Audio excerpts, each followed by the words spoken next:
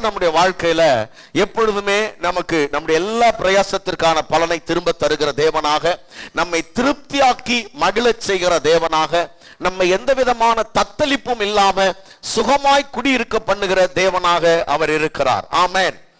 ஆனா இங்க பாருங்க, இந்த வாக்கு தத்தத்தை நான் உங்களுக்கு சொல்லும் பொழுது சொன்னேன், கர்த்தர் யாருக்கு இந்த வாக்கு தத்தத்தை கொடுத்தார் என்றால், இஸ்ரவேல் தேசத்துல இருக்கிற இஸ்ரவேல் ஜனங்களுக்கு கர்த்தர் இந்த வாக்கு தத்தத்தை கொடுத்தார். ஆனா இந்த வாக்கு தத்தத்தை கொடுக்கும் பொழுது ஒரு நிபந்தனையோடு கர்த்தர் கொடுத்தார். அது என்ன நிபந்தனை என்று நாம் வாசித்தோமானால் 18வது வசனத்துல அந்த நிபந்தனையானது சொல்லப்பட்டிருக்கிறது. என்ன அந்த நிபந்தனையானது? வாசிக்கலாம்.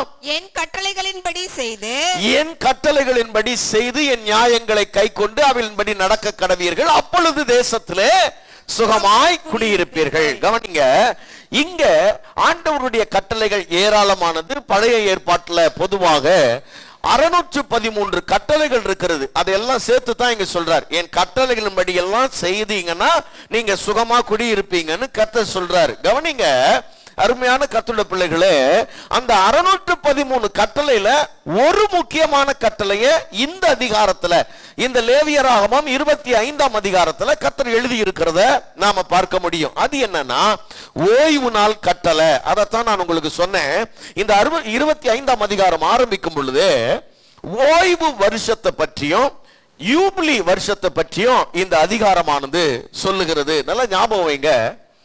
ஓய்வு வருடம் அப்படின்னு சொன்னா இஸ்ரவேல் தேசத்துல அவங்களுடைய வயல்கள்ல 6 வருஷம் என்ன பண்ணணும்னா விதைக்கணும். 6 வருஷம் விதைக்கணும். 7வது வருஷம் அந்த வயல்ல எதையுமே என்ன பண்ணக்கூடாதுன்னா விதைக்க கூடாது. 7வது வருஷம் அந்த ஊர்ல ஓய்வு வருஷம். இந்த 7வது வருஷத்தை பொறுத்த வரைக்கும் ஓய்வு வருஷம்னா என்னென்ன பண்ணுவாங்க அப்படின்னு நீங்க பாத்தீங்கன்னா, இந்த 7வது வருஷத்துல விதைக்க மாட்டாங்க முதல்ல. 2வது, யாராவது அடிமைகளா வெளியில இருக்கிற ஆட்களை அடிமைகளா வாங்கி இருந்தாங்கன்னா இந்த 7வது வருஷம் வரும்போது அந்த அடிமைகளை அவங்க என்ன பண்ணணும்னா விடுதலை பண்ணி அனுப்பிச்சிடணும். அவங்க 7வது வருஷம் அந்த ஊர்ல அடிமைகளா அவங்க இருக்க முடியாது, விடுதலை பண்ணி அனுப்பிடுவாங்க. இது ஒரு பழக்கம்.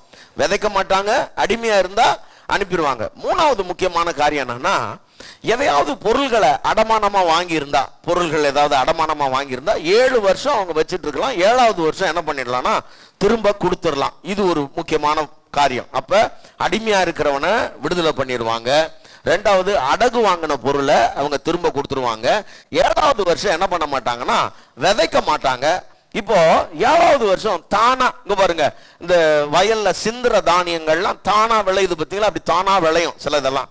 அப்போ அது விளையிறதெல்லாம் என்ன பண்ணுவாங்கன்னா அதை அறுத்து இவங்க மாத்திரம் இல்லாம ஏழை எளியவர்களுக்கு, அந்நியர்களுக்கு, பரதேசிகளுக்கு எல்லாம் ஷேர் பண்ணி இவங்களும் சாப்பிடலாம். இதுதான் இந்த ஓய்வு வருஷத்தோட ஒரு சட்டம் முதல்ல. இப்ப இந்த 7 வருஷம், 7வது வருஷம் ஓய்வு வருஷமா பாருங்க, 7 ஓய்வு வருஷங்களை கணக்கு போடணுமா. 7 ஓய்வு வருஷங்களை கணக்கு போட்ட பிறகு இந்த 49ஆம் ஆண்டினுடைய முடிவுல 50வது வருஷம் என்று ஒன்று தொடங்கும். அந்த 50வது வருஷத்தை ஜூப்ளி இயர் அப்படின்னு சொல்றோம். யூப்ளி வருஷம்னு தமிழ்ல அங்க எழுதப்பட்டிருக்கும். இந்த யூப்ளி வருஷத்துல இதே பேட்டர்ன் இன்னும் கொஞ்சம் அதிகமா. நல்லா கவனிங்க.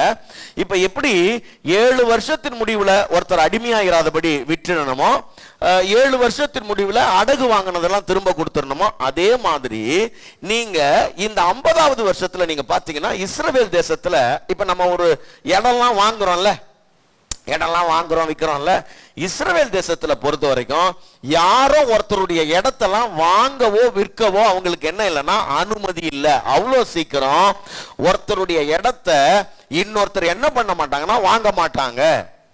அதுக்கு பதிலா என்ன பண்ணுவாங்கன்னா, இப்போ ஒரு இடத்த ஒருத்தர் விற்கிறாருன்னா அவர் எதுக்காக விற்கிறாரு? ஏதோ ஒரு தேவைக்காக விற்கிறாரு. அப்ப இங்க பாருங்க, இப்ப நான் என் இடத்த விற்கிறேன் அப்படின்னா எனக்கு ஒரு தேவை இருக்குதுன்னு வைங்களேன். எனக்கு ஒரு 10 லட்சம் ரூபாய் தேவைக்காக நான் விற்கிறேன் அப்படின்னா, இப்ப நான் என்ன பண்ணலாம்னா என் சகோதரர்கள் கிட்ட, யார்ட்டையாவது என் சகோதரர்கள் கிட்ட எனக்கு ஒரு 10 லட்சம் ரூபாய் தேவை அப்படின்னு சொல்லி நான் என் இடத்த அடகு வைக்கலாம் அல்லது லீஸுக்கு விடலாம். நல்லா கவனிக்கணும். இந்த 10 லட்சம் ரூபாய்க்கு நான் அவர்கிட்ட வாங்கிட்டு நான் என்ன பண்ணலாம்னா லீஸுக்கு விடலாம். இப்ப அவர் 10 லட்சம் ரூபாய் கொடுத்துருக்கிறார் எனக்கு. இந்த 10 லட்சம் ரூபாய்க்கு அவர் என்ன பண்ணணும் கவனிங்க, அவர் லாபம் பார்க்கணும். கரெக்டா? ஆமாவா இல்லையா? இந்த 10 லட்சம் ரூபாய ஒரு இடத்துல அவர் இன்வெஸ்ட் பண்ணார்னா லாபம் பார்க்கணும். அப்ப அவர் பாருங்க, அவர் என்ன பண்ணணும்னா 20வது வருஷம் வரும்போது இந்த 10 லட்சம் ரூபாவை நான் கொடுத்தாலும் நான் கொடுக்கலனாலும் அவர் எனக்கு அந்த நிலத்தை கொடுத்துடணும். தெரியுமா உங்களுக்கு? இந்த 50வது வருஷம் வரும்போது இந்த 10 லட்சம் ரூபாவை நான் திருப்பி செலுத்தினாலும் திருப்பி நாங்க இது நல்லா இருக்குதுல்ல திட்டம். திருப்பி செலுத்தினா கொடுக்கறது ரைட்டு, திருப்பி செலுத்தலனா எப்படிங்க திருப்பி கொடுக்க முடியும்? அதனால தான் அவர் என்ன சொல்றாருன்னா, முதல்ல உட்கார்ந்து இவருக்கு அந்த யூபிலி வருஷம் எவ்வளவு நாள் வருதுன்னு பாரு. நீ கொடுக்கிற 10 லட்சம் ரூபாய்க்கு அதுக்கான வருமானத்தை வட்டியும் முதலுமா நல்லா கவனிங்க. நீ எவ்வளவு இன்வெஸ்ட் பண்றியோ அந்த வட்டியும் முதலுமா அந்த ஜூப்ளி வருஷத்துக்குள்ள உன்னால அதுல இருந்து எடுக்க முடியுமான்னு பாரு. அப்படி எடுக்க முடிஞ்சா அந்த இடத்தை நீ என்ன பண்ணு, காசு கொடுத்து வாங்கு, அதாவது லீஸுக்கு எடு அப்படின்னு பைபிள்ல போட்டிருக்குது. அப்ப இந்த யூப்ளி வருஷம் வந்த உடனே எல்லாரும் அவங்க லேண்டு அவங்களுக்கு சொந்தமாயிரும். 50வது வருஷத்துல அவங்களுடைய லேண்ட் அவங்களுக்கு எப்படி இருக்குது பாருங்க, சூப்பரா இருக்குது. 50வது வருஷம் வரும்போது எவனுமே இன்னொருத்தரோட பொருளை எடுத்துக்க முடியாது, அபகரிக்க முடியாது. அதே போல அடகு வாங்கினதெல்லாம் கொடுத்துடணும். அடிமைகளா இருக்கிறவங்க எல்லாம் ஜூப்ளி வருஷத்துல எல்லாரையும் வீட்டுக்கு அனுப்பிச்சிடணும். எவ்வளவு பே பண்ணியிருந்தாலும் சரி எல்லாரையும் வீட்டுக்கு அனுப்பிச்சிடணும். இதுல ஒரே ஒரு காரியம் மட்டும்தான் திரும்பாதுன்னு போட்டிருக்குது. அது என்னன்னா, அரணான பட்டணங்கள் உள்ள இடத்துல ஒரு வீட்டை ஒருத்தர் வாங்கி இருந்தாருன்னா அதை ஒரு வருஷத்துல திருப்பிடணும், இல்லைன்னா அதை திருப்ப முடியாது, அவ்வளவுதான் அப்படின்னு போட்டிருக்குது. மற்றதெல்லாம் இந்த யூப்ளி வருஷத்துல என்ன ஆயிடும்னா விடுதலை ஆயிடும் அப்படின்னு போட்டிருக்குது. அப்ப இந்த யூப்ளி வருஷத்துல கவனிங்களேன், அடிமைகளே இருக்க மாட்டாங்க. இந்த யூப்ளி வருஷத்துல யாருடைய நிலமும் யாருக்கும் சொந்தமா இருக்காது இல்ல. இந்த யூப்ளி வருஷத்துல விதைக்காமலே அவங்க என்ன பண்ணுவாங்கன்னா சாப்பிடுவாங்க. இப்படி ஒரு வருஷத்தை பற்றி தான் அங்க போட்டிருக்குது. இதை ஒழுங்கா கை கொண்டா நல்லா கவனிங்க, இந்த ஓய்வு வருஷத்தையும் இந்த யூப்ளி வருஷத்தையும் ஒழுங்கா கை கொள்றவங்களுக்கு தான் இந்த வாக்குத்தத்தம் பலிக்கும்னு போட்டிருக்குது. அல்லேலூயா சொல்லுங்க பார்க்கலாம். ஆமா, அப்ப ஓய்வு வருஷத்தையும் யூப்ளி வருஷத்தையும் நாம என்னைக்கு கடைபிடிக்கிறது? இப்ப இவர் என்னதான் சொல்ல வர்றாரு, பைபிள்ல சில வசனங்களை கொஞ்சம் நிதானமா வாசிச்சா தான் அது நமக்கு புரியும்.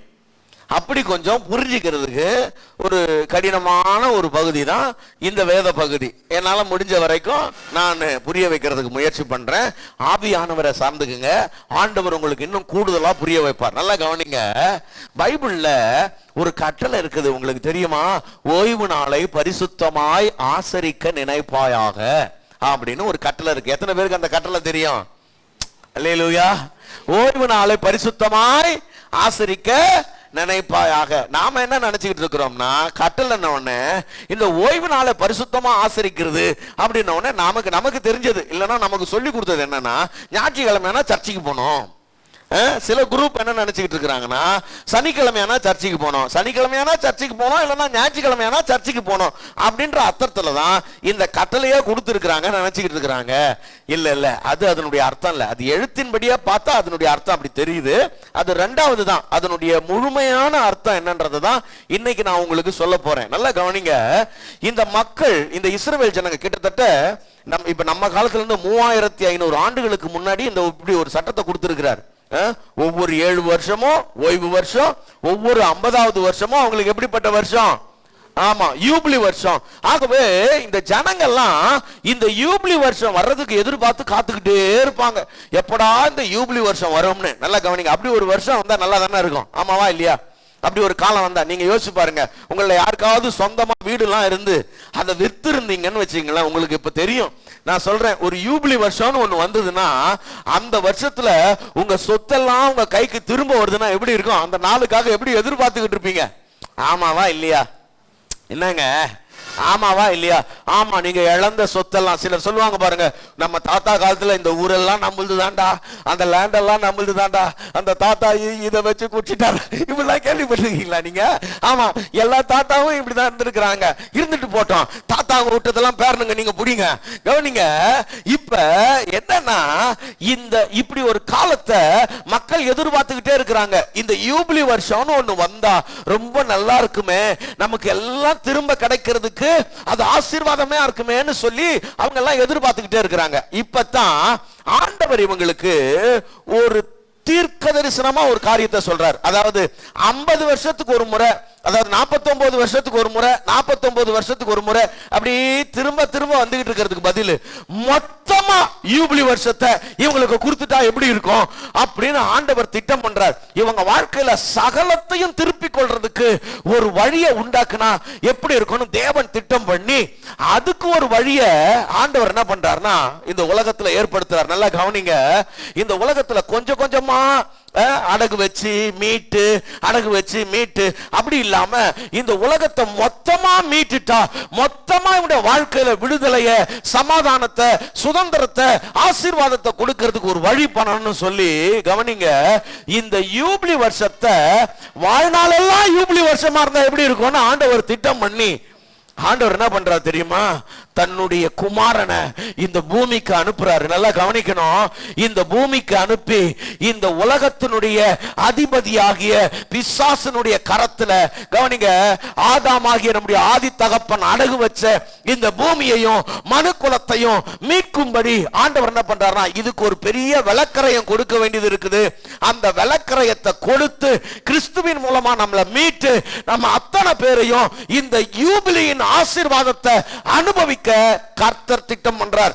அந்த திட்டத்தை ஆண்டவர் அவங்களுக்கு சொல்றார். வாசிங்க, ஏசாயா தீர்க்க தரிசன புத்தகம், ஏசாயா 61ஆம் அதிகாரம் 2வது வசனத்துக்கு நீங்க வருவீங்கன்னா, ஏசாயா 61:2, கர்த்தருடைய அனுக்கிரக வருஷத்தையும், கர்த்தருடைய அனுக்கிரக வருஷத்தையும், நம்முடைய தேவன் நீதியை சரிக்கட்டும் நாளையும் கூறவும். நல்லா கவனிங்க, கர்த்தருடைய அனுக்கிரக வருஷத்தையும் தேவன் தம்முடைய நீதியை சரிக்கட்டும் நாளை கூறவும், துயரப்பட்ட அனைவருக்கும்.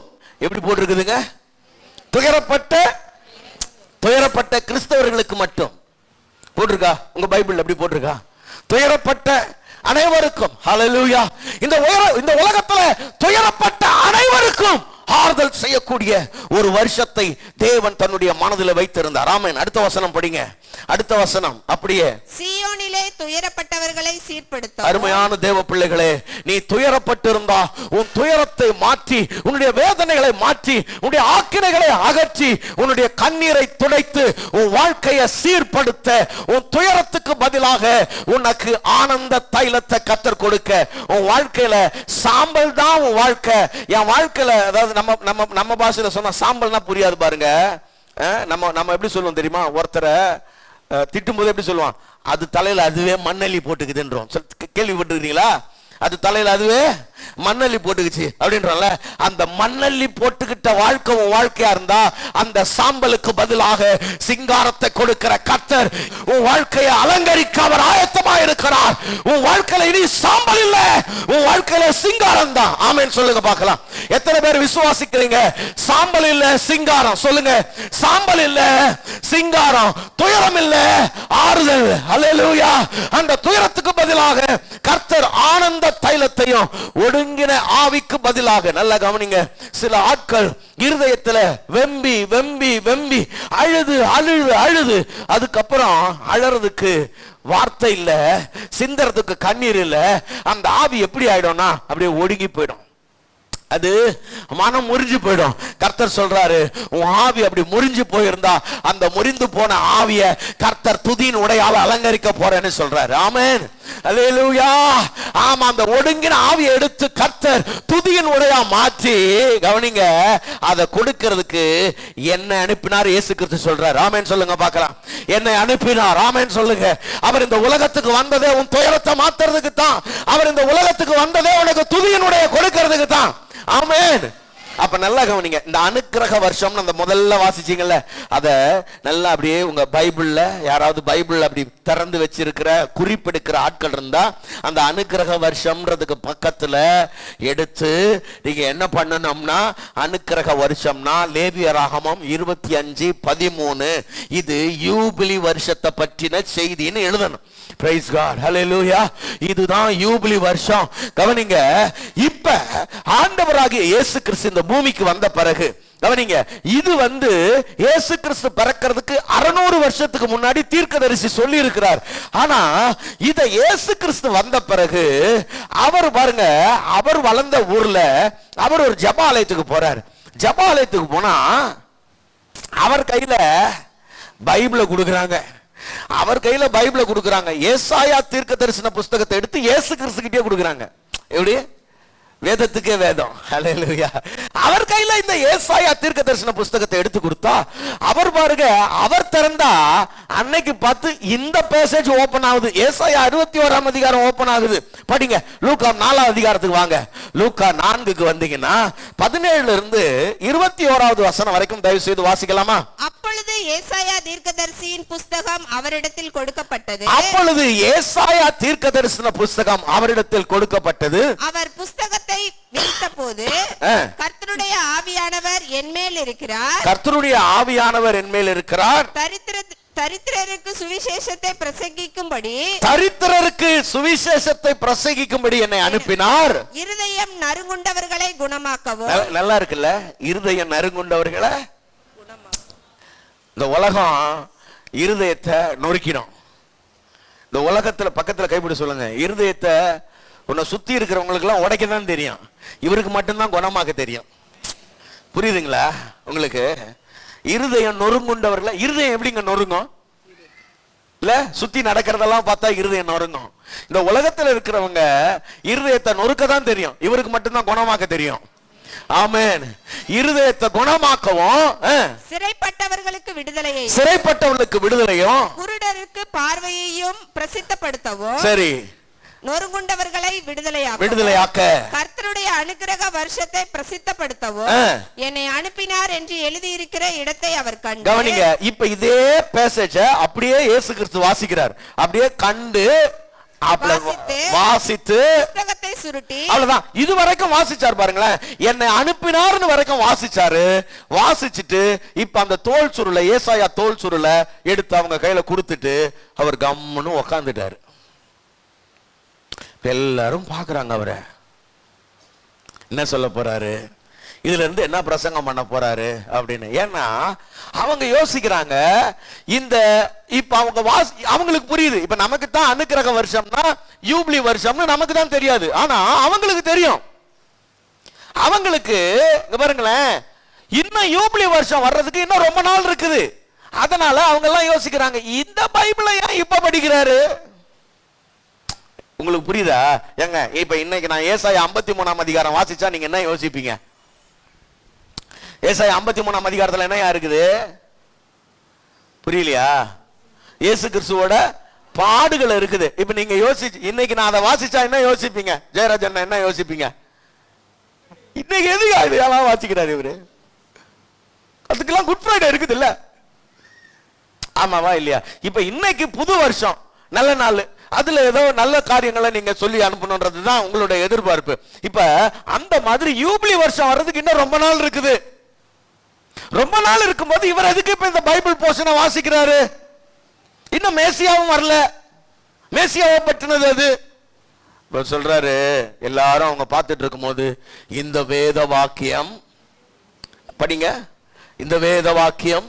அப்பொழுது அவர் அவர்களோட பேச தொடங்கி, உங்கள் காதுகள் கேட்க இந்த வேத வாக்கியம் இன்றைய தினம் நிறைவேறிற்று என்றார். பாருங்க, இந்த வேத வாக்கியம் ஒருத்தருக்கு மட்டும்தான் புரிஞ்சிருக்குது. நீங்க எல்லாம் நேரத்துக்கு கை தட்டி விசில் அடிச்சிருக்கணும், ஆனா உங்களுக்கு தெரியல. தப்பு தான், நான் உங்களுக்கு பிரசங்கம் பண்ண வந்தது என் தப்பு தான், வேற வழி இல்ல. அல்லேலூயா. இந்த வேத வாக்கியம் இன்றைய தினம் நிறைவேறிச்சு அப்படின்னா என்ன அர்த்தம் தெரியுமா? உன் வாழ்க்கையில அந்த வசனத்தை அங்க கேட்டுக்கிட்டு இருக்கிற ஜனங்களுக்கு சொல்றாரு இயேசு கிறிஸ்து, ஏ தேவ ஜனமே, உன் வாழ்க்கையில யூபிலி வருஷம் வந்துடுச்சு அப்படின்னு சொல்றாரு. அன்னைக்கு வந்துடுச்சுன்னா இன்னைக்கு அது எத்தனை அதிகமா வந்துடுச்சு. அருமையான தேவ பிள்ளையே, உன் வாழ்க்கையில கர்த்தர் யூபிலி வருஷத்தை இயேசு கிறிஸ்துவின் மூலமாக அவர் கொடுத்து விட்டார். இனி நீ அடிமையா இருக்க தேவையில்லை, இனி எங்கேயும் கடன் பட தேவையில்லை, இனி எங்கேயும் உன் வாழ்க்கையில கண்ணீர் சிந்த தேவையில்லை. உன் வாழ்க்கையில சகலத்தையும் மீட்டெடுக்கும்படி, சகல நன்மையில நீ சுதந்திரிக்கும்படி உனக்காக விளக்கரையத்தை கொடுத்து கர்த்தர் மீட்டு கொண்டார். அல்லேலூயா. ஆமா, பக்கத்துல கைப்பிடி சொல்லு, உனக்காக விளக்கரையத்தை அவர் செலுத்தி இருக்கிறார். உனக்கான விளக்கரையம் முழுவதுமாக செலுத்தப்பட்டாயிற்று. நீங்க இப்ப ஓய்வு வருஷத்துக்குள்ள இருக்கிறீங்க, நீங்க யூபிலி வருஷத்துக்குள்ள இருக்கிறீங்க. அல்லேலூயா. இப்ப ஓய்வு நாளை பரிசுத்தமாய் ஆசரிக்க நினைப்பாயாக அப்படின்ற அந்த வார்த்தைக்கு அர்த்தம் என்ன தெரியுமா? ஓய்வு நாளை பரிசுத்தமாய் ஆசரிக்க நினைப்பாயாக. யாத்திராகமத்திலையும் உபாகமத்திலையும் 2 இடத்துல அந்த கட்டளையை கொடுத்திருக்கிறாரு. நாம நினைச்சுக்கிட்டு இருக்கிறோம் ஞாயிற்றுக்கிழமை சர்ச்சுக்கு போறது பிரதர். சர்ச்சுக்கெல்லாம் போறதெல்லாம் கிடையாது, அதெல்லாம் அப்புறம். சர்ச்சுக்கெல்லாம் அப்புறம் போ. முதல்ல இந்த வசனத்துக்கு அர்த்தம் என்ன தெரியுமா? எப்ப பூமி தன்னுடைய பலனை உனக்கு தரும் தெரியுமா? ஓய்வு நாளை பரிசுத்தமா ஆசரிக்கும் பொழுது. சரி, இப்ப ஓய்வு நாளை பரிசுத்தமா ஆசரிக்கிறதுனா என்ன? கவனிங்க, எனக்காக ஒருத்தர் கவனிக்கணும், விளக்கரையம் செலுத்தி எனக்கான எல்லாவற்றையும் மீட்டு தந்திருக்கிறார் என்று என் இருதயம் விசுவாசிக்க வேண்டியது அவசியம். அல்லேலூயா.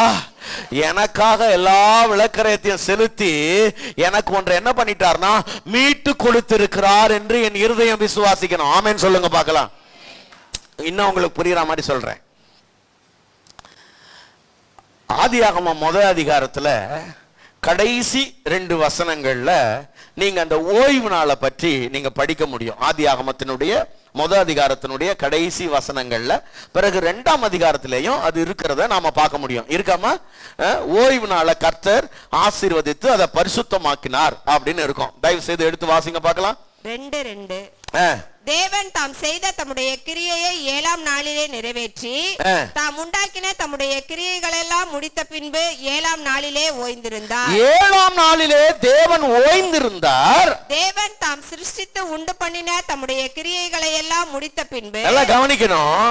தேவன் தான் உண்டு பண்ணின தம்முடைய கிரியைகளை எல்லாம் முடித்த பின்பு அதிலே ஓய்ந்திருந்தபடியால் தேவன் 7ஆம் நாளை ஆசீர்வதித்து தேவன் 7ஆம் நாளை ஆசீர்வதித்தார், அதை பரிசுத்தப்படுத்தினார். கவனிங்க, இந்த 7ஆம் நாளை தேவன் பரிசுத்தப்படுத்தினார். அப்படின்னா அந்த நாளை பிரித்தெடுத்தார். எல்லாரும் சொல்லுங்க, அந்த நாளை பிரித்தெடுத்தார். அந்த நாளை தேவன் என்ன பண்ணார்னா மற்ற நாட்களை போல அல்லாம அந்த நாளை பரிசுத்தப்படுத்தினார். அப்படின்னா அந்த நாளுக்கு ஒரு விசேஷத்தை கொடுத்தார். Praise God. ஆமென். ஆமா, அந்த நாளை அவர் ஆசீர்வதிச்சார். அப்படின்னா அந்த மற்ற நாளுக்கே இல்லாத ஒரு ஆசீர்வாதம் அந்த நாளுக்கு இருக்கிறது அப்படின்றது அதனுடைய பொருள். இப்ப தேவன் ஏன் 6 நாளுக்கு இல்லாத ஒரு பிரித்தெடுத்தல, ஒரு பரிசுத்தத்தை, ஒரு ஆசீர்வாதத்தை அந்த நாளுக்கு கொடுக்கணும் அப்படின்றது ரொம்ப முக்கியம். இப்ப பாருங்க, இப்ப மனுஷனை எத்தனையாவது நாள் உண்டாக்குனாரு? பிள்ளைங்க சொல்லுங்க, சண்டே ஸ்கூல்ல படிக்கிற பிள்ளைங்க. 6வது நாள். சரி, 6வது நாள் மனுஷனை உண்டாக்கினாருப்பா. சரியா? இப்ப எத்தனையாவது நாள் ஓய்வு நாள்? 7வது நாள் ஓய்வு நாள். இப்ப 7வது நாள் ஓய்வு நாள்னா, இப்ப 7வது நாள் எழுந்த உடனே ஆதாம் சாப்பிடுறதுக்கு என்ன பண்ணுவாரு? ஆதாமும் ஏவாளும் இப்ப சாப்பிடுறதுக்கு என்னப்பா பண்ணுவாங்க? 6 நாள்ல 6ஆம் நாள்ல மனுஷனை உண்டாக்கி 7ஆம் நாள், அதாவது அவனுடைய வாழ்க்கையை தொடங்குற அந்த முதல் நாள் என்ன நாள்னா ஓய்வு நாள். நல்லா ஞாபகம் வைங்க. அப்படின்னா என்ன அர்த்தம்னா, உன் வாழ்க்கையினுடைய பிரதானமான வேலை, உனக்கு ரொம்ப முக்கியமான வேலை எது தெரியுமா? உன்னை சிருஷ்டித்து படைச்சார் பத்தியா, அவரோட உறவாடுறது தான் உன் வாழ்க்கையோட பிரதானமான வேலை. Praise God. ஆமென். அவரை தேடுறது தான் உனக்கு பிரதானமான வேலை. அவரை தேடுறதை நீ செஞ்சனா உனக்கானதெல்லாம் ஏற்கனவே அவர் உண்டாக்கிட்டாரு. கவனிங்க, அந்த அதுக்கு முந்தின 5 நாள் இருக்குது இல்ல, அந்த 5 நாளும் இவர் அவனுக்கான எல்லாத்தையும் ஏற்படுத்திட்டாரு. பிரைஸ் காட், ஆமென். நீ அவரை தேடினா அவர் என்ன பண்ணிருக்கிறார் போறார்னா கூட்டு போய் காட்ட போறார். வாடா வாடா, உனக்காக என்னெல்லாம் உண்டாக்கி இருக்கிறேன் பாரு, உனக்கான நன்மைகள்லாம் எவ்வளவு இருக்குது பாரு அப்படின்னு நீ பார்க்கிறதுக்கு தான் அந்த ஓய்வே. ஆமென் சொல்லுங்க பார்க்கலாம். அப்ப ஓய்வு நாள்னா என்ன கவனிங்க. தேவன் உண்டாக்கி தேவனோடு உறவாடுவது, தேவன் உண்டாக்கி இருக்கிறவங்க எல்லாம் கண்களை ஏறெடுத்து பார்க்கிறது. ஆமென் சொல்ல மாட்டீங்களே. அப்ப நல்லா கவனிங்க. இப்ப ஆதாமுக்கு ஒண்ணு தெரியணும். என்ன தெரியணும் தெரியுமா? நான் எழுந்து நான் சாப்பாட்டுக்கு நான் உழைச்சி தான் சாப்பிடணும்னு அவசியம் இல்ல, நான் இவரோடு உறவாடினாலே சாப்பிடுவேன். அல்லேலூயா. இவரோட உறவை வளர்த்துக்கிட்டாலே எனக்கான தேவையெல்லாம் இவர் சந்திக்கிறவரா இருக்கிறாரு. எனக்கான எல்லா நன்மையும் அவர் உண்டாக்கி வச்சிருக்கிறாரு. அத முதல்ல என் இருதயம் விசுவாசிக்கணும். கண்ணு முழிச்ச உடனே ஐயோ நான் காலையில ஏஞ்சி மம்டி எடுத்துன்னு கொள்ற எடுத்துன்னு கிளம்பிட்டேன் அப்படின்னு கிளம்புறது இல்ல. நான் கிளம்புறதுனால ஆசீர்வதிக்கப்படுறேன்ற எண்ணம் இருக்குல்ல, அது தப்பு. நான் உறவாடுறதுனால தான் ஆசீர்வதிக்கப்படுறேன். நான் அவரோட உறவாடுறதுனால தான் சாப்பிடுறேன், அவரோட உறவாடுறதுனால தான் உடுத்துறேன், அவரோட உறவாடுறதுனால தான் நல்ல வீடு இருக்குது, அவரோட உறவாடுறதுனால தான் எனக்கான சகல நன்மைகளை நான் சுதந்திரிக்க முடியும்ன்றதுதான் ஓய்வு நாள். அல்லேலூயா. இது ஒரு பக்கம். இன்னொரு பக்கம் நல்லா கவனிங்க. இந்த ஓய்வை இன்னொரு பக்கத்துல சொன்னா என்னன்னா, உபாகமம் 5ஆம் அதிகாரத்துல ரொம்ப அழகா சொல்லியிருப்பாங்க. நல்லா கவனிக்கணும். நீங்களும் நானும் இந்த பூமியில நிறைய பேர், நிறைய கிறிஸ்தவர்கள் என்ன நினைக்கிறாங்கன்னா, நீ ரட்சிக்கப்படுறதுக்கு என்னென்ன பண்ணணும் தெரியுமா, நீ ஆண்டவருடைய ஆசீர்வாதத்தை பெறதுக்கு என்னென்ன பண்ணணும் தெரியுமா, நீ கரெக்டா ஜெபம் பண்ணியா, கரெக்டா உபவாசம் இருந்தியா, ஒழுங்கா காணிக்க கொடுத்தியா, ஒழுங்கா ஊழியம் பண்ணியா, இப்படி எல்லாம் சொல்லுவாங்க. நல்லா கவனிங்க கவனிங்க. இதெல்லாம் செய்யணும். ஆனா இதெல்லாம் செஞ்சாதான் தேவன் தருவார்ன்ற எண்ணத்தோடு செய்யக்கூடாது. உங்களுக்கு புரியுற மாதிரி சொல்றேன். நல்லா கவனிங்க. ஒரு பிள்ளைங்க வீட்டில் ஒரு அப்பா அம்மாவுக்கு கீழ்ப்படியணும், அப்பா அம்மாவுக்கு நல்ல பேரை வாங்கி கொடுக்கணும், வீட்டில் அப்பா அம்மாவுக்கு என்ன பண்ணணும், உதவியா இருக்கணும். இதெல்லாம் பிள்ளைங்க என்ன பண்ணணும்னா கட்டாயம் செய்யணும். ஆனா இதெல்லாம் செஞ்சாதான் உனக்கு சோறு போடுவேன்னு அப்பா சொல்லுவாரா? என்ன யோசிக்கிறீங்க? நான் ஒழுங்கா பச்சாதான் சோறு போடுவாருன்னு சொன்னா நம்ம எத்தனை பேர் ஒழுங்கா சோறு சாப்பிட முடியும் தம்பி வீட்டுல? சில அப்பாங்கெல்லாம் பாருங்க, தியாகி மாதிரி, நீ சுத்தின்னு வந்தா கூட சோறு போடுறாரு. ஆமாவா இல்லையா? சும்மாவே சுத்தின்னு வந்தாலும் சோறு போடுறாங்களா இல்லையா? வீட்டுல ஒரு வேலை செய்யாம இருந்தா கூட சாப்பாடு போடுற. இந்த அப்பாவே அப்படி செய்வார்னா அந்த அப்பா எப்படி டிமாண்ட் பண்ணுவார்னு நினைக்கிறேன். அல்லேலூயா. அப்ப நல்லா கவனிங்க. தேவனுடைய ஆசீர்வாதத்தை சுதந்திரிக்கிறதுக்கு நாம நினைக்கிறோம் பாத்தீங்களா? என்ன நினைக்கிறோம்? நான் எல்லாம் ரொம்ப பரிசுத்தமா இருந்து அதிகாலையில் 3 மணிக்கு எழுந்து முட்டி வீங்க ஜெபம் பண்ணி அல்சர் வர்றதுக்கு உபவாசம் பண்ணி கண்ணு விழிச்சிருந்து விட்டு கொட்ட இருந்தா அப்படி ஜெபம் பண்ணாதான் கர்த்தர் என்ன ஆசீர்வதிப்பார் நினைக்கிற பத்தியா? அப்படி எல்லாம் இல்ல. உனக்கான ஆசீர்வாதம்ன்றது சிலுவையினால் உண்டாக்கப்பட்டது. ஆமென். அல்லேலூயா. உனக்கான நன்மைகள் என்பது சிலுவையில் உண்டாக்கப்பட்டது.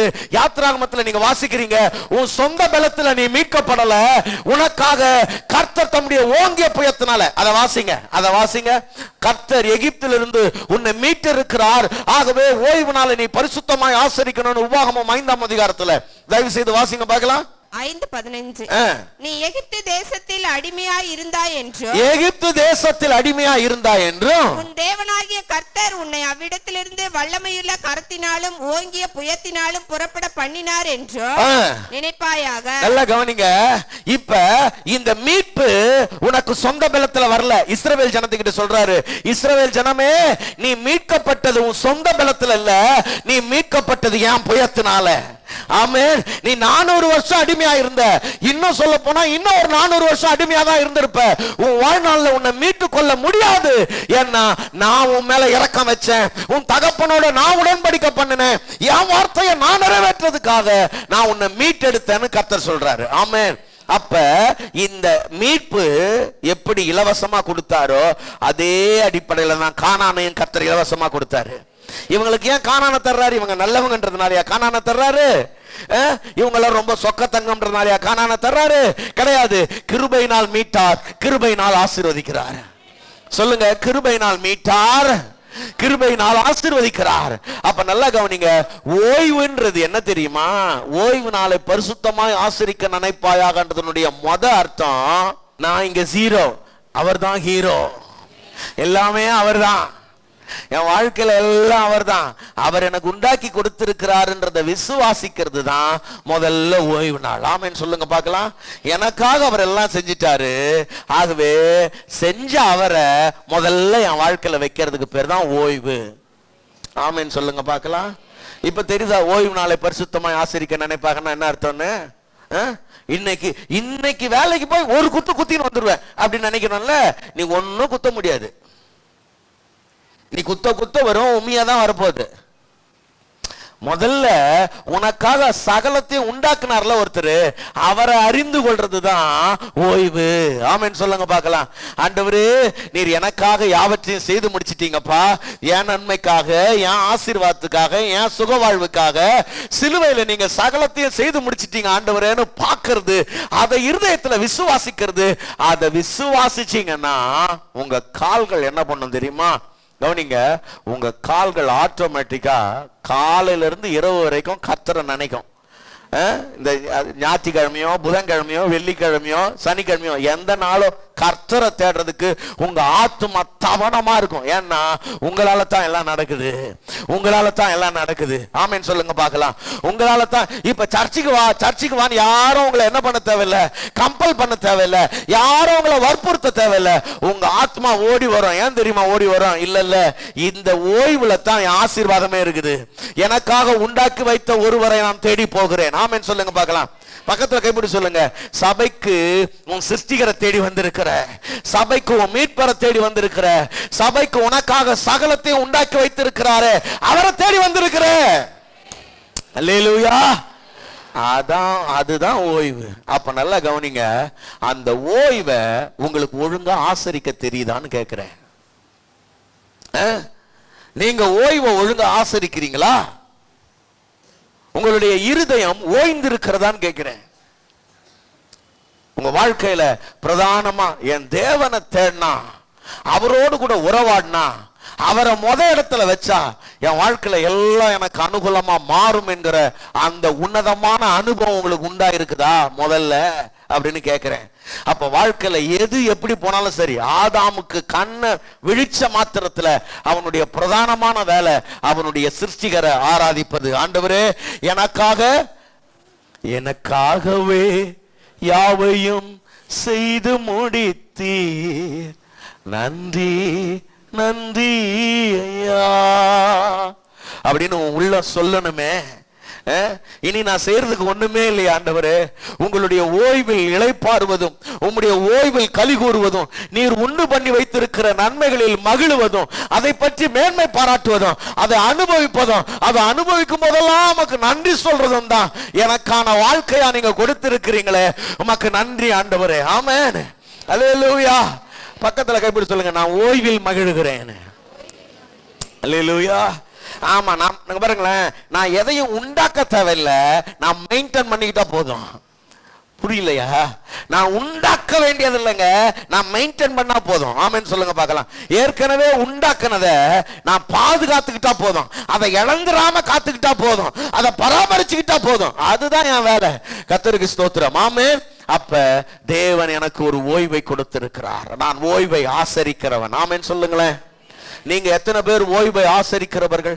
இந்த கால வேளையில உங்கள் இருதயம், கர்த்தர் எனக்காக எல்லாம் செஞ்சிட்டாரு, நான் இப்ப எதையும் செய்ய தேவையில்லை, செஞ்ச அவரை நான் விசுவாசிச்சா போதும், அவர் தியாகத்தை, அவர் சிந்தின ரத்தத்தை, அவருடைய பாருங்களேன், ரொம்ப நல்ல அந்த அதிகம் ரொம்ப நல்லா இருக்குது. இந்த ஒருத்தன் அடிமையா போயிட்டான்னு வைங்களேன், அந்த ஒரு வசனம் மட்டும் படிக்கிறீங்களா? லேவியராகமத்துல ஒருத்தன் அடிமையா போயிட்டான்னு வைங்களேன், அவன் இப்ப என்ன இங்க பாருங்க, நான் என்ன அடிமையா ஒருத்தர் வாங்கிட்டார் வச்சுக்கோமே. எவ்வளவு வாங்கியிருக்கிறாருன்னா 10,000 ரூபாய்க்கு வாங்கிட்டாரு வச்சுக்கோம். ஓய்வு வருஷம் வர்றதுக்கு எவ்வளவு நாள் இருக்குது? இன்னும் ஒரு 35 வருஷம் இருக்குது. 35 வருஷம் இருக்குது. ஏன்னா இப்ப 10,000 ரூபாய் கொடுத்து வாங்கிட்டார். அவர் என்ன நினைக்கிறாரு, இந்த 35 வருஷத்துக்கு 10,000 ரூபாய் இன்வெஸ்ட் பண்ணிருக்கிறாரு. சரியா? அவரு யோசிக்கிறார், 10,000 ரூபாய் இந்த 35 வருஷத்துக்கு நான் என்ன பண்ணணும்னா அவர்கிட்ட அடிமையா வேலை செய்யணும் வச்சுங்க. அவரோட கால்குலேஷன் எனக்கான மதிப்பு இருக்குதுல்ல. அவர் என்ன யோசிக்கிறார் தெரியுமா? ஒரு மாசத்துக்கு 10,000, ஒரு மாசத்துக்கு எனக்கு 10,000 ரூபாய் போட்டா ஒரு வருஷத்துக்கு எவ்வளவு வருது சம்பளம்? பாருங்க, அவர் கொடுத்தது 10,000. இப்ப எனக்கு 42 லட்சம் ரூபாய் கொடுத்தா தான் என்ன ஒரு ரிலீஸ் பண்ணுவார். என்ன வாங்கினது எவ்வளவுக்கு வாங்கிட்டாரு அவரு? 10,000 ரூபாய்க்கு வாங்கினாரு. 42 லட்சம் ரூபாய் எனக்கு கொடுத்தாதான் இப்ப நான் ரிலீஸ் ஆக முடியும். இல்லைன்னா 35 வருஷம் நான் ரிலீஸ் ஆகிறதுக்கு. இப்ப 42 லட்சம் ரூபாய் கொடுத்து என்ன யார் வாங்க முடியும்? பாருங்களேன், என்ன வித்தவன் இருக்கிறான்ல, அவன் எனக்கு ஒரு மதிப்பு போட்டான் 10,000. இப்ப வாங்கினவன்ல அவன் எனக்கு ஒரு மதிப்பு போட்டுக்கிறான் 42 லட்சம். இப்போ எனக்கு இந்த 42 லட்சத்தை கொடுத்து வாங்குறதுக்கு யாரா இருக்கிறான்னு பார்த்தா யாருமே இல்லை. என்னாலேயே முடியாது, சுத்தி இருக்கிற யாராலேயும் முடியாது. வாங்க இங்க வாங்க. 25வது அதிகாரத்துல எனக்கு ஒரு சகோதரன் ஒருத்தர் கிடைச்சாரு. என் சகோதரன் ஒருத்தர் கிடைச்சாரு. எங்க அண்ணாத்த ஒருத்தர் வந்தாரு. அல்லேலூயா. எனக்காக வாசிங்க. 48 படிங்க அப்படியே. அவன் விலைப்பட்டு போன பின்பு திரும்ப மீட்கப்படலாம். அவன் திரும்ப மீட்கப்படலாம். அவன் சகோதரரில் ஒருவன் அவனை மீட்கலாம். நல்லா கவனிங்க. என்ன மீட்கிறதுக்கு எங்க அண்ணன் ஒருத்தர் வந்தாரு. நல்லா கவனிங்க. இப்ப எனக்கான விளக்கறையும் இந்த 42 லட்சத்தை கவனிங்க. மொத்தமா அவர் கணக்கு போட்டு மொத்தமா கொடுக்கணும். மொத்தமா செட்டில்மெண்ட் ஒரே செக்ல கொடுக்கணும். அப்படி வந்தார் பாருங்க. இப்ப படிங்க 50வது வசனத்தையும் 51வது வசனத்தையும். அவன் தான் விலைப்பட்ட வருஷம் தொடங்கி யூபிலி வருஷம் வரைக்கும் விலைப்பட்ட வருஷத்திலிருந்து யூபிலி வருஷம் வரைக்கும் உண்டான காலத்தை தன்னை விலைக்கு கொண்டவனுடன் கணக்கு பார்க்க கடவன். நல்லா கவனிங்க. அவன் கணக்கு பார்க்கணும். அந்த கணக்கு ஒரு கூலிக்காரனுடைய கணக்கு போல வருஷ தொகைக்கு ஒத்து பார்க்கணும். ஒரு கூலிக்காரனுக்கு ஒரு மாசத்துக்கு இவ்வளவு கூலினா வருஷத்துக்கு எவ்வளவு கூலி அப்படின்னு கணக்கு போட்டா ஒரு வருஷத்துக்கு 1,20,000 நம்ம கணக்கு போட்டோம். அப்படித்தான் 35 வருஷத்துக்கு 42 லட்சம் ஆயிடுச்சு. இவ்வளத்தையும் கொடுக்கிறதுக்கு யாரா தயாரா இருக்கிறா அப்படின்னு பார்த்தா, அல்லேலூயா, பரலோகத்திலிருந்து ஒருத்தர் வந்தாரு.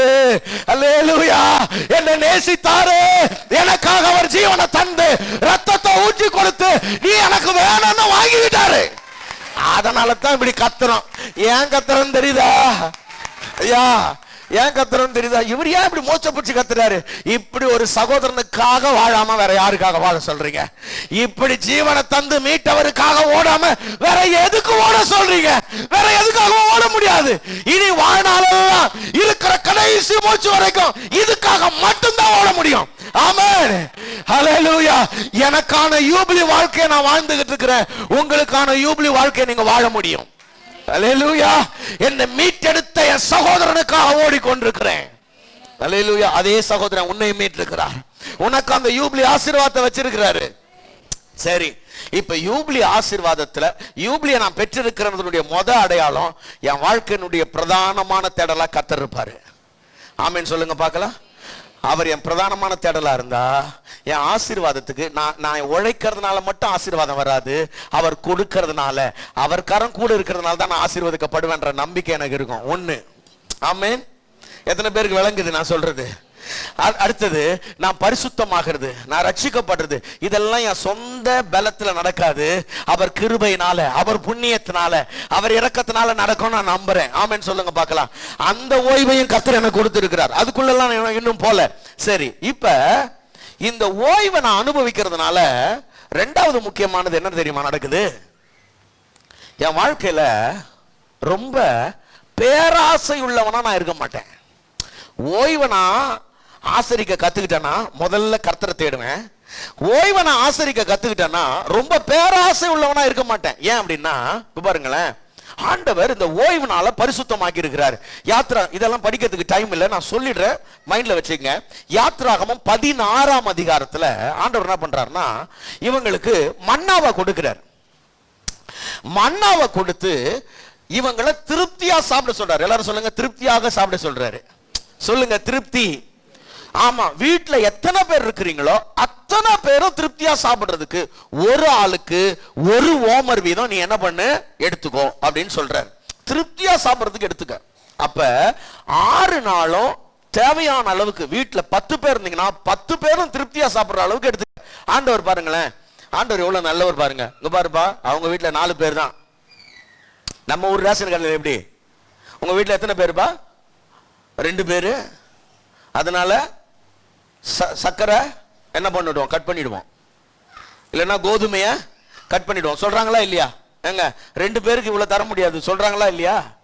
ஆமா, இவர் அப்படி கிடையாது. எத்தனை பேருக்கு வேணுமோ எவ்வளவு வேணுமோ எடுத்துக்கோ அப்படின்னு சொல்றாரு.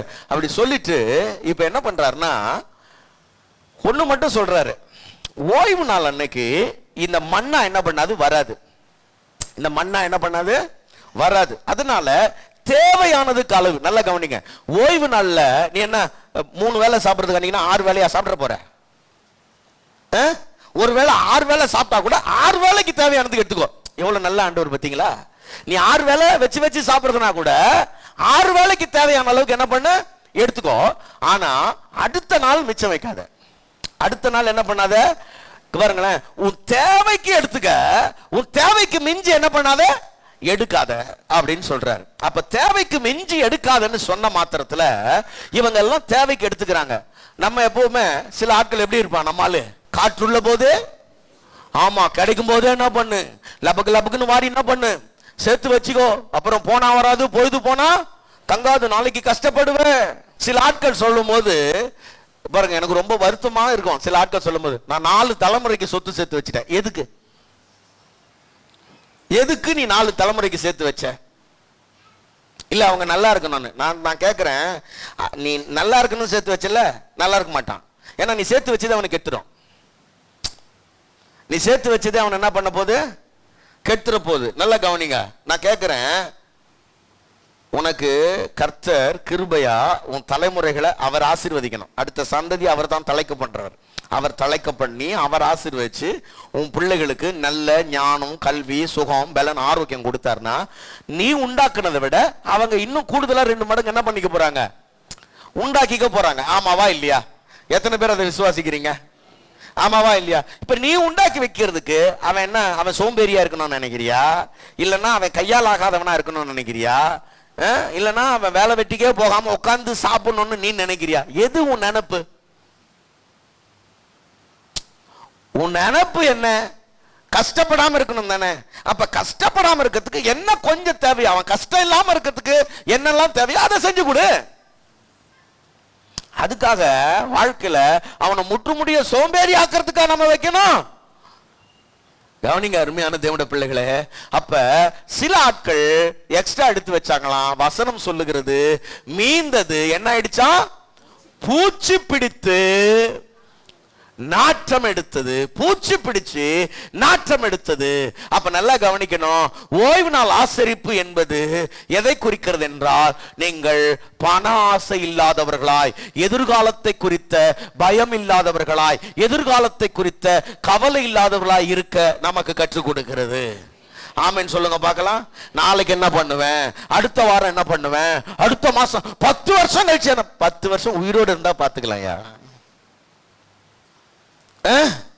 நாளைக்கு நடப்பதே நமக்கு தெரியாது. 10 வருஷம் கழிச்சு இந்த லூக்கா 12ஆம் அதிகாரத்துல ஒருத்தர் இருக்கானே, அவன் என்ன சொல்றான், என் ஆத்துமாவே அநேக வருஷங்களுக்கு சேர்த்துட்ட, நீ உயிரோடு இருந்து சாப்பிடு. ஆண்டவர் சொல்றார், செத்து போயிடுவேன் நீ நாளைக்கு. என்ன ஒரு அறிவீனம் பாருங்களேன். அப்ப எபிரேயர் 13ஆம் அதிகாரத்துல சொல்றாரு, கவனிங்க, நான் உன்னை விட்டு விலகுவதும் இல்லை. ஆமா, நீங்க பண ஆசை இல்லாதவர்களா இருந்து, அப்ப நல்லா கவனிக்கணும், நீங்க பண ஆசை இல்லாதவர்களா இருக்கிறதுக்கு பழகி கொள்ளுங்கள். நாளை தினத்தை குறித்து கவலையற்றவர்களா, ஆசையும் தப்பு, கவலையும் தப்பு. ரொம்ப அலைகிறதும் தப்பு, ஐயோ இல்லையே என்று கவலையும் தப்பு. ஏன்னா இது 2மே தப்பு. நீ ஓய்வு நாள் ஆசரிக்கிற ஆளா இருந்தா இது 2மே உனக்கு இருக்காது. ஏன்னா என் கர்த்தர் என் கூட இருக்கிறாரு, நாளைக்கு என் தேவையை சந்திப்பாரு. ஆமென். இன்று நடத்தினவர் நாளை நடத்துவார். எத்தனை பேர் நம்புறீங்க? இயேசு கிறிஸ்து நாளைக்கு சாக மாட்டார்னு எத்தனை பேருக்கு தெரியும்? பக்கத்துல கைப்பிடி சொல்லுங்க, இயேசு கிறிஸ்து நாளைக்கு சாக மாட்டார். இயேசு கிறிஸ்து பாருங்க, இயேசு இன்று உயிரோடு இருக்கிறார், நாளையும் உயிரோடு தான் இருப்பாரு. நாளைக்கு தூக்கி அவரை சிலுவையில மாட்டிட மாட்டாங்க, நாளைக்கு கல்லறையில வச்சு அவரை சீல் பண்ணிட மாட்டாங்க, நாளையும் உயிரோடு தான் இருப்பாரு. நாளைக்கு உன் தேவையை சந்திப்பாரு. உன் தேவைகள் இன்றைக்கு 1000 இருக்கலாம், நாளைக்கு லட்சங்களா இருக்கலாம், அடுத்த முறை அது கோடியா இருக்கலாம். அத்தனை தேவையை அவர் சந்திக்க வல்லவராக இருக்கிறார். அல்லேலூயா. அப்ப ஓய்வு நாள் ஆசரிப்புன்னா நாளைய தினத்தை குறித்த கவலையற்று இருப்பது, அதுக்காக பேராசை உள்ளவர்களா இல்லாமல் இருப்பது 2வது. 3வது, ஓய்வு நாள் ஆசரிப்பதுன்னா என்ன தெரியுமா? கவனிங்க, இப்ப இந்த ஓய்வு நாள்ல விளைஞ்சதெல்லாம் என்ன பண்ணாங்களாம், ஏங்க என்னங்க பண்ணாங்களாம்? விளைஞ்சது இல்ல, ஓய்வு வருஷத்துல விளைஞ்சது இல்ல, அதை வாசிங்க. அந்த ஓய்வு வருஷத்துல விளைஞ்சதெல்லாம் என்ன பண்ணாங்க? 3ல இருந்து 5வது வசனம் வரைக்கும் இருக்குல்லம்மா. 6 வருஷம் உன் வயலை விதைத்து உன் திராட்சை தோட்டத்தை கிளை கழித்து அதன் பலனை சேர்ப்பாயாக. 7ஆம் வருஷத்திலோ கர்த்தருக்கென்று ஓய்ந்திருக்கும் ஓய்வு தேசத்திற்கு இருக்க வேண்டும். உன் திராட்சை தோட்டத்தை கிளை கழிக்காமலோ அடுத்து அந்த தானாய் விளைந்ததை என்ன பண்ணணும் இருக்குது பாருங்க. தானாய் விளைந்து பயிரானதை அறுக்காமலோ கிளை கழிக்காதே விட்ட திராட்சை செடியின் பழங்களை சேர்க்காமலும் இருப்பாயாக. தேசத்துக்கு அது ஓய்வு வருஷமாய் இருக்க கடவது. தேசத்தின் ஓய்விலே பயிராகிறது உங்களுக்கு ஆகாரமாய் இருப்பதாக. வேலைக்காரன், வேலைக்காரி, கூலிக்காரன், அந்நியன், நல்லா கவனிங்க. அப்ப இந்த ஓய்வு வருஷத்துல பயிராகிறதெல்லாம், அதாவது இது எக்ஸ்ட்ரா போனஸ் மாதிரி. நல்லா கவனிங்க, நல்லா ஞாபகம் வச்சுங்க. 6வது வருஷமே நீ சாப்பிடறதுக்கான எல்லாவற்றையும் கொடுத்துட்டாரு. ஆமென் சொல்ல மாட்டீங்களே? 6வது வருஷமே போனஸ் கிடைச்சிச்சு. இது சும்மா எக்ஸ்ட்ரா கிடைக்குது. இந்த எக்ஸ்ட்ரா கிடைக்கிறதெல்லாம் அவர் சொல்றாரு, நீ மட்டுமே சாப்பிடணும்னு நினைக்காம உன் வீட்டில் வேலை செய்யறவங்க, அந்நியர்கள், பரதேசிகள், இல்லாத மக்களுக்கு நீ என்ன பண்ணணும்? பகிர்ந்து. ஐயோ கொடுத்துட்டா செலவாயிடுமே. செலவு பண்றதுக்கு தான் கொடுத்தது,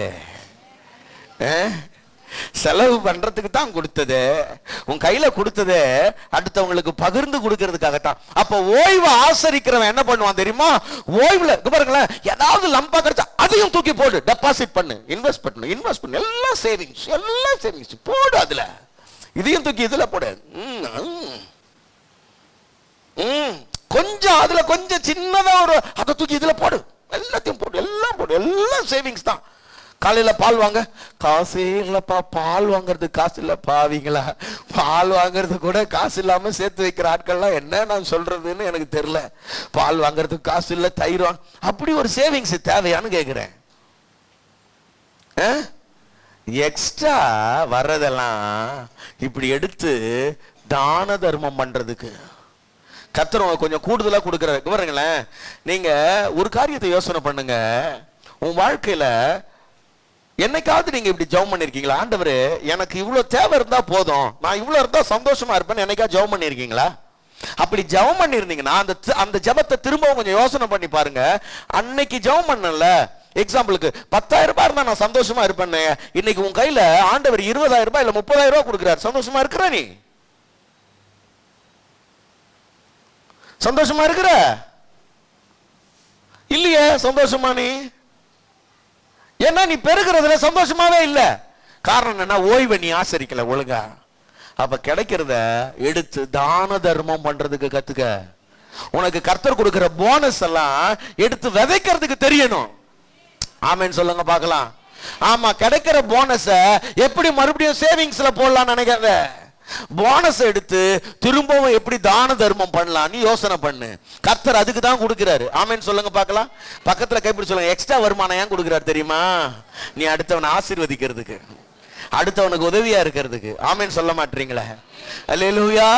ஆமா, எல்லாரும் சொல்லுங்க, தானாய் விளைகிறத நீ எடுத்து வேலைக்காரருக்கும், வேலைக்காரிகளுக்கும், கூலிக்காரர்களுக்கும், அந்நியர்களுக்கும், பரதேசிகளுக்கும் நீ கொடுக்கணுமா? ஆமென். அதான் ஓய்வு வருஷம். சரி, அடுத்தது 4வது கவனிங்க. 4வது ஓய்வு வருஷத்தை நாம ஆசரிக்கிறோம்னா இங்க ஒரு முக்கியமான ரூல் ஃபாலோ பண்ணப்படுது. அது என்ன தெரியுமா? பாருங்களேன், இந்த ஓய்வு வருஷத்துல எந்த ஒரு மனுஷனையும் அடிமையா கொண்டிருந்தோம்னா அந்த யூபிலி வருஷம் வந்தா அவனை என்ன பண்ணிடணும்னா அனுப்பிடணும். அனுப்பிடணும். அவனை நாம அடிமையா ஆளணும்னு நினைக்க கூடாது. நல்லா கவனிக்கணும். இந்த ஓய்வு வருஷத்தினுடைய இன்னொரு முக்கியமான அம்சம் என்ன தெரியுமா?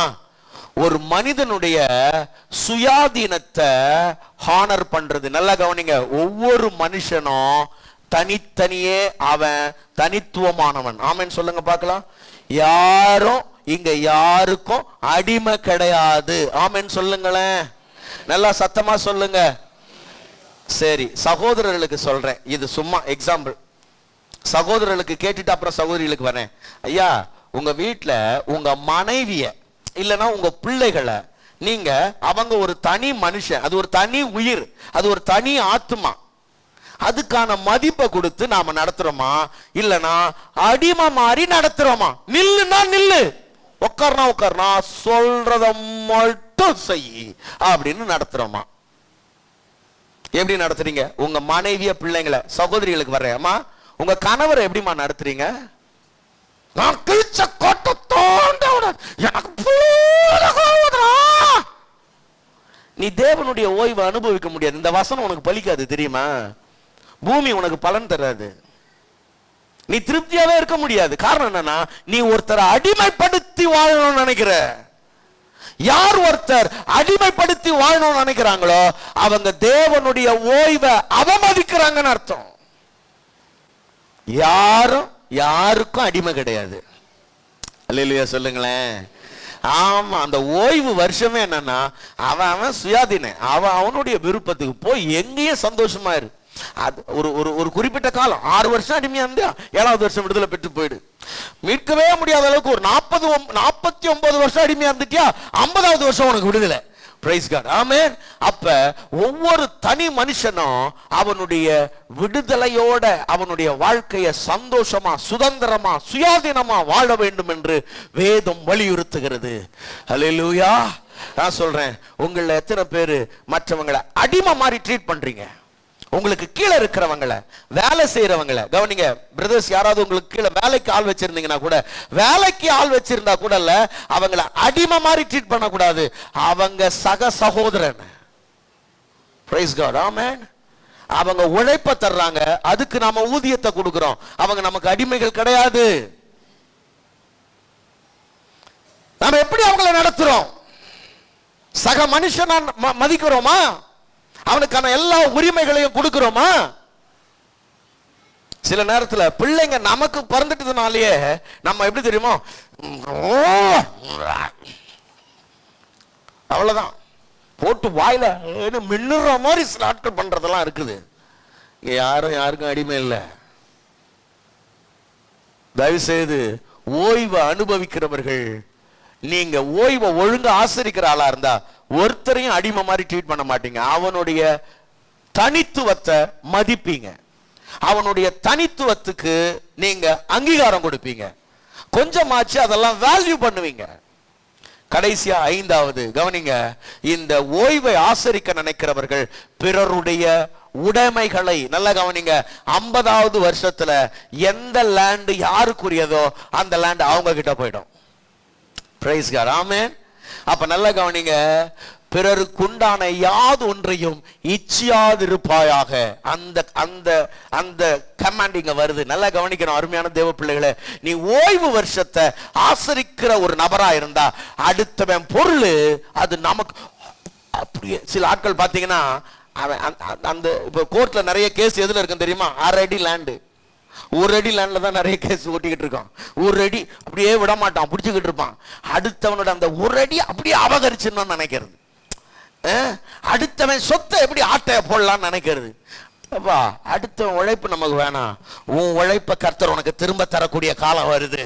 உன் பிரயாசத்தின் பலனை, உன் தலைமுறையுடைய பலனை கர்த்தர் உனக்கு தரணும்னா அடுத்தவங்களுடைய எதையும் அபகரிக்கணும்னு நினைக்காத. பிறருக்கு உண்டான யாதொன்று உனக்கு வேண்டாம், உனக்கானது தேவன் உனக்கு தருவார். உனக்கான நன்மைகள் உன் தலைமுறைகளை தாண்டி அதை அனுபவிக்கிறது கர்த்தர் கிருபை செய்வார். ஆமென். அப்ப ஓய்வு நாள ஆசரிக்கிறவனுக்கு தான் பூமி தன் பலனை தரும். நீ திருப்தியா இருப்ப, நீ சுகமா கூடியிருப்ப. அப்ப ஓய்வு நாள் ஆசரிக்கிறதுனா என்ன? ஏதோ ஞாயிற்றுக்கிழமை ஒரு நாள் போய் அட்டெண்டன்ஸ் போட்டு வரதில்ல. ஓய்வு நாள் ஆசரிப்புன்றது கவனிங்க, தேவனை என் வாழ்வின் முதலாவது வைப்பது. அல்லேலூயா. பண ஆசை இல்லாதவர்களாயும் கவலையற்றவர்களாயும் வாழ்வது. ஓய்வு நாள் ஆசரிப்புனா என்ன? எனக்கு கிடைக்கிற போனஸ் ஆனதெல்லாம் என்னுடைய சக சகோதரர்களோடு மக்களோடு பகிர்ந்து கொள்வது, பகிர்ந்தளிப்பது. ஓய்வு நாள்னா என்ன? அடுத்த மனுஷனுடைய சுயாதீனத்தை மதிப்பது, ஒருத்தரையும் நான் அடிமை மாதிரி நடத்தாது இருப்பது. ஓய்வு நாள்னா என்ன? அடுத்தது கவனிங்க, நான் பிறருடைய பொருள் எதையும் அபகரிக்காம அவர்களுக்கான பொருள்களை அவர்களிடத்திலே கொடுத்து விடுவது. ஆமென். ஆமா, இயேசு கிறிஸ்து சொன்னார் சகை வீட்டுக்கு போயிட்டு, ஆண்டவரே யாரிடத்திலாவது அநியாயமா வாங்கியிருந்தா நான் அதை நாளத்தனையாய் திரும்ப செலுத்துகிறேன். கர்த்தர் சொன்னார், இன்றைக்கு வந்துருச்சுடா ரட்சிப்பு, உனக்கு இப்ப அனுகிரக காலம் ஸ்டார்ட் ஆயிடுச்சுடான்னாரு.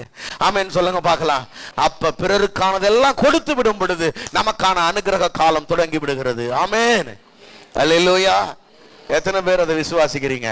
தேவனுடைய ஓய்வில் மகிழுங்கள், தேவனுடைய ஓய்வை சரியாய் ஆசரியுங்கள். உங்களுக்கு தான் பூமி தன் பலனை தரப்போகிறது. நீங்கள் திருப்தியாய் சுகமாய் தேசத்தில் குடியிருக்க போகிறீர்கள். கர்த்தர் நம்மை ஆசீர்வதிப்பார். நம்ம எல்லாரும் எழுந்து நிற்கலாமா?